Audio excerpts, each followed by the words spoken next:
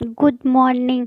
आज के इस वीडियो में वीवीआई मॉडल क्वेश्चन सामाजिक विज्ञान का देखेंगे, क्योंकि बाकी सब सब्जेक्ट का वीवीआई क्वेश्चन बता दिए थे, केवल सामाजिक विज्ञान का क्वेश्चन बचा हुआ था। क्वेश्चन नंबर 1 है कि इटली जर्मनी के एकीकरण में ऑस्ट्रिया की क्या भूमिका थी। तो इसमें केवल इटली का एकीकरण नहीं कहा गया है, क्योंकि इटली और जर्मनी दोनों जगह पे ऑस्ट्रिया का बहुत इम्पोर्टेंट भूमिका था। दोनों के लिए ऑस्ट्रिया का जो चांसलर थे मेटरनिख, वो बहुत दमनकारी कानून लगाए थे, इसीलिए दोनों के लिए पूछा गया है। तो आपको इसके बारे में ऐसे लिखना होगा कि इटली के एकीकरण के मार्ग में ऑस्ट्रिया बाधक बना हुआ था। जब 1830 का क्रांति हुआ था, उसके बाद इटली में भी नागरिक आंदोलन शुरू हो गया था। इटली के भी नागरिक थोड़ा जागरूक हो गए थे 1830 के क्रांति के बाद। जब जागरूक हो गए तो मेजनी इस नागरिक के आंदोलन का उपयोग करके और मध्य इटली का एकीकरण करना चाहता था कि मध्य इटली का पूरा मध्य इटली एक हो जाए। लेकिन ऑस्ट्रिया का जो चांसलर मेटरनिख था, वो इस राष्ट्रवादी आंदोलन को दबा दिया। ये मेजनी जो करना चाह रहा था एकीकरण, वो बहुत अच्छा कर रहा था, लेकिन इसको ऑस्ट्रिया दबा दिया, तो ऑस्ट्रिया इसके लिए बाधक बन गया। और जर्मनी में भी यही राष्ट्रवादी भावना हुआ। जर्मनी में भी जो चाहा आंदोलन करना, उसको ऑस्ट्रिया के चांसलर मेटरनिख ने दबा के और उस पर दमनकारी कानून कालसवाद लगाने का आदेश दे दिया। तो इससे पता चल गया कि दोनों के एकीकरण के लिए ऑस्ट्रिया बाधक था।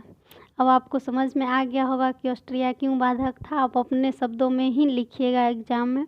मार्ग जो है वो एक तरह का रास्ता है। क्वेश्चन दूसरा है ना कि होची मिन्ह मार्ग क्या है, बताएं। तो होची मिन्ह मार्ग एक तरह का रास्ता था जो हनोई से चल के लाओस कंबोडिया के सीमा क्षेत्र से होते हुए दक्षिण वियतनाम तक जाता था। कहाँ से? हनोई से दक्षिण वियतनाम तक जाता था, लाओस कंबोडिया होते हुए। इसमें बहुत सारा कच्ची पक्की सड़कें निकलती थी इस रास्ते से।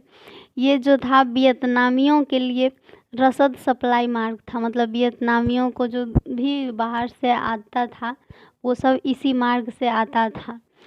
यह बहुत मजबूत मार्ग था, लेकिन अमेरिका इस पे बहुत बार बमबारी कर चुका था, बहुत बार।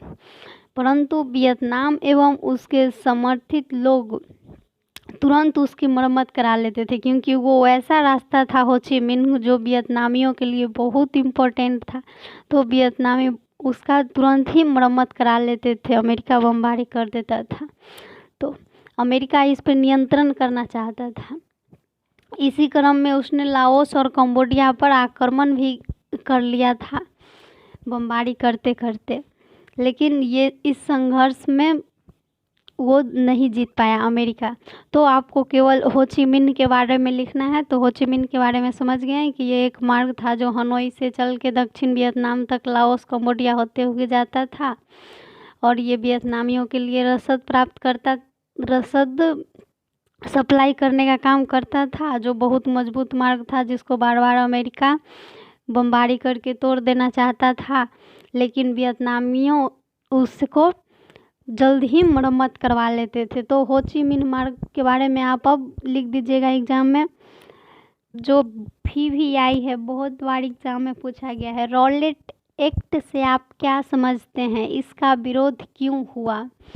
तो आपसे बता दें कि रॉलेट एक्ट एक ऐसा कानून था जिसमें बिना किसी से पूछे हुए उसे गिरफ्तार कर लिया जाता था। भारत में जो राष्ट्रवादी बढ़ रहा था, सब लोग समझदार हो रहे थे, इसको देखते हुए अंग्रेज एक कानून लाया था, रॉलेट एक्ट लाया था, जिसके अंतर्गत सरकार किसी भी व्यक्ति को बिना किसी साक्ष्य वारंट के गिरफ्तार कर लेता था, मतलब बिना किसी दोष का कोई वारंट नहीं और उसका मन किया वो गिरफ्तार कर लेता था।